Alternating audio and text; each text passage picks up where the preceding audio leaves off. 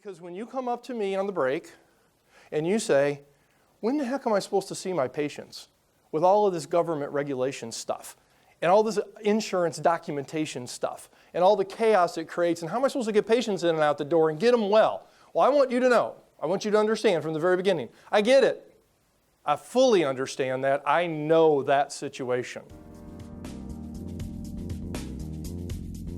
There's something new almost every week now with HIPAA or with regulatory issues. This is a major, major issue that we need to pay attention to. People are getting hurt. My passion is improving patient outcome to improve physician income. But I want you to know and understand that what I've tried to do the best I can is to take this stuff and simplify it down where this question makes sense. Just tell me what to do so I can do it. Well, unfortunately, there's a problem with that because the government is very good at telling us what to do. They really suck at telling us how to do it. I fully understand the importance of protecting patient health information. I mean, when I go to the dentist or the podiatrist or someplace and I give them my information, I don't want my identity stolen. I don't want insurance fraud taken off of my information. I get that. But the way they've gone about it is a little bit crazy.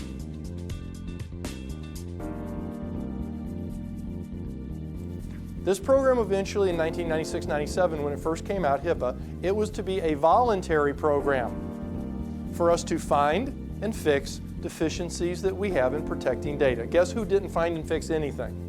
All of us. And so it no longer became voluntary. It started to becoming stronger and stronger and stronger with more fines and more enforcement.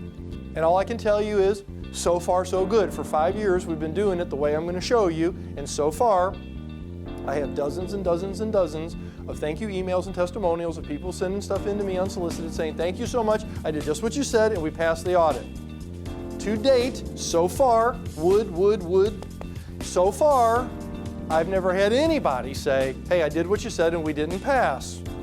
Believe me, I would get that one. I would get that call.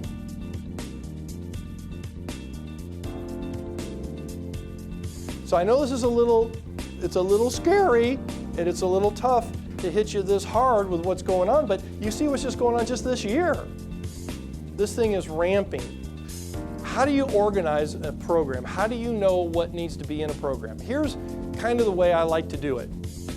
I like to look at what the table of contents of a HIPAA manual might look like. If you had a good HIPAA manual in place that has your program in it, your entire program in the manual, what would that manual table of contents look like?